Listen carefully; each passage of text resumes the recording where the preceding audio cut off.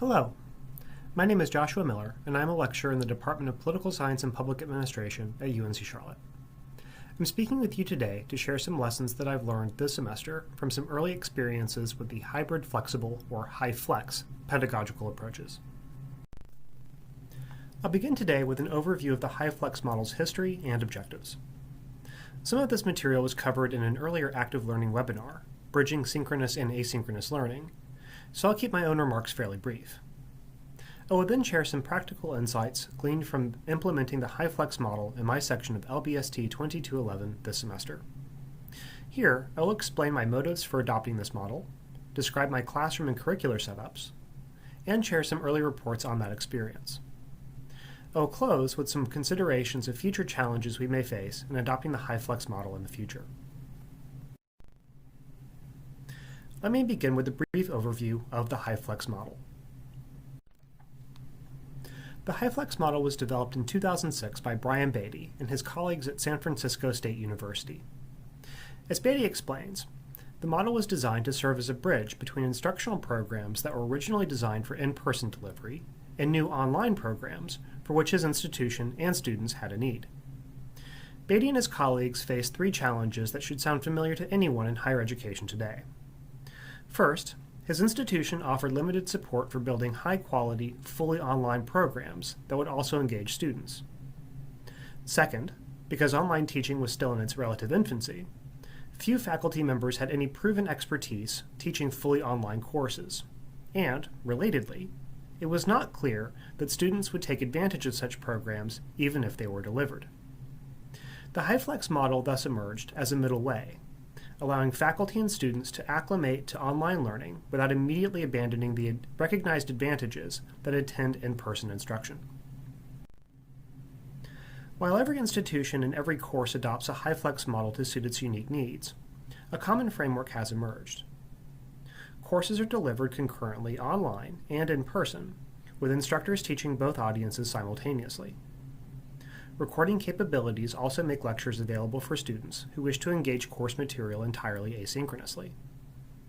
This format allows students to choose whether to attend class online or in person, synchronously or asynchronously. Instructors and students interact across a variety of hybrid platforms that flex to suit the student's needs and preferences. While instructional technology is making rapid advances to enrich the HyFlex model, the basic classroom setup need not be especially sophisticated by today's standards. At a minimum, classrooms should be equipped with a camera and microphone, as well as some video conferencing capability, such as Zoom or WebEx access, and projection displays. As you may have noticed, UNC Charlotte's classroom podiums are already equipped with many of these tools, and smartphones attached to gooseneck phone mounts can easily substitute for native cameras. Students should also have access to personal devices with network connectivity that can also support video conferencing platforms. As incoming students are now required to purchase laptops meeting these requirements, this should not pose a problem at UNC Charlotte. Staffing needs also require few, if any, adjustments. Instructors should be present to teach, preferably supported by teaching assistants or preceptors who can monitor online activity and facilitate discussions. Technical support for both instructors and students is, perhaps not surprisingly, vital. As Beatty notes in his book-length treatment of the subject, the HyFlex model has many benefits, but some costs. The benefits, particularly to active learning models, include student empowerment and choice, which also enhances student ownership of content delivery. The added flexibility and multi-platform engagement permits students to experiment and determine what works best for them. Flexibility is also helpful for promoting access to students who may not have ready means to attend classes in person, either because of housing arrangements, work and family obligations, or, as we saw a few weeks ago, inclement weather. All of this choice also enhances student accountability. With so many ways to access course content, there are fewer excuses for missing assignments due to familiar factors like travel.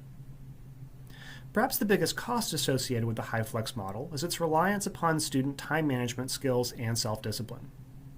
Many students report dissatisfaction with asynchronous online courses because they find it easy to fall behind or miss assigned deadlines. For those students, the HyFlex model provides the structure of a synchronous course while offering a flexible option for students who need to balance their coursework against other obligations. Other potential costs include uneven access to expensive computing hardware, network access, or unfamiliarity with learning across multiple platforms. Finally, the initial time commitment from faculty to reimagine and redesign curricula can be daunting. Now that we have a better sense of what we mean by HyFlex, I'd like to share some thoughts on how I implemented it in the fall semester of 2020. As you may remember, we began the fall 2020 semester entirely online. Because the course I am describing today was a new one for me, I originally envisioned it as an asynchronous but entirely online experience. I volunteered to change that format when it was clear that student demand for in-person classes, assuming they were safe, was higher than initially expected.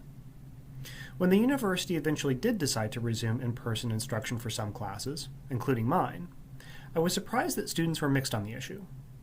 While some were eager to move into dorm rooms and to meet new friends IRL, others were reluctant to do so for health reasons. Moreover, many students faced unexpected financial pressures or new home obligations that made moving to campus less than ideal. I therefore adopted the HyFlex approach in order to give students as many options as possible on a day-to-day basis. While students were always invited to in-person lectures, they were never required to do so, and I stressed that they could make their own decisions and change their minds as often as they found necessary. As it happened, my course was ideal for this new experiment. My LBST 2211 course theme was Democratizing the Good Life, a first-year course designed to align with the broader curricular goals of the Prospect for Success program. Thematically, the course was designed to study the relationship between institutions of higher education and competing conceptions of democratic citizenship. Many such conceptions privileged autonomous decision-making and consumer choice as hallmarks of democratic membership, so the adoption of HyFlex became something of a meta-discourse around how best to democratically teach the teaching of democracy. In short, the semester became one long teachable moment. From the beginning, the course was designed in a hybrid format, which divided students into smaller lecture and breakout formats. The roughly 100 students were divided evenly into Tuesday and Thursday synchronous lecture sections, with students subdivided further still into 4 smaller discussion sections that met once per week on Wednesdays, led either by my teaching assistant or by myself. On days when students did not meet synchronously, they were to complete short weekly writing assignments and low-stakes quizzes based on each week's reading. Because the course was already hybrid, the move to a HyFlex model required only marginal adjustments. Lecture sections with options for face-to-face or online delivery were taught concurrently, while breakout sessions remained synchronous and exclusively online. Indeed, my biggest departure from a fully HyFlex approach was the continuation of so many synchronous elements. Of the 100 students enrolled in the course, only 15 to 17 routinely attended in-person classes, with such enrollment sometimes falling as low as 1 or 2 students. Regardless of the in-person turnout, lectures were conducted concurrently via Zoom in McHenry 125. In-person students were encouraged to log into Zoom via their laptops for occasional breakout discussions, as well as to register responses with Poll Everywhere. Poll Everywhere was especially useful in 2 ways. First, it encouraged engagement between students regardless of whether they were in person or online. Second, because talking through masks was cumbersome for students and nearly impossible for online students to understand, Poll Everywhere short responses, coupled with the Zoom chat box, took the place of verbal engagement during live lectures. Though the lecture room was not equipped with a camera, logging into Zoom via a second device, my cell phone supported by a gooseneck mount, easily solved the video problem. Early impressions were positive. Students appreciated the flexibility of format, and recording options were especially useful for those who fell ill over the course of the semester and catching up. The Zoom chat feature, coupled with Poll Everywhere, enhanced participation and engagement, especially in lectures. Students were generous and patient with some early technical issues on my end, which were mercifully minor. In this, I must give credit to our wonderful team at ISLE for their intuitive classroom setup and speedy response to distress calls. I'd like to conclude today by reviewing some challenges we may face in adopting the HyFlex model in the future. The first future challenge that I foresee is the problem of scalability. Can this model work without the smaller breakout sessions that I enjoyed on Wednesdays? How can we sustain community in classes of 125 or more students? Student preferences will also be a challenge. If given the choice, would students adopt this model under normal circumstances? What equity or access issues do technology requirements raise, and how can we meet them? Finally, there may be some faculty preferences. Proper adoption of this model will require buy-in and a time commitment from faculty, especially at the front end. Should we move to this model post-pandemic, or should we resume the in-person courses that we were teaching in the past? That's all for me from today. If you would like to contact me, I have my information here. Thank you very much for watching, and happy teaching.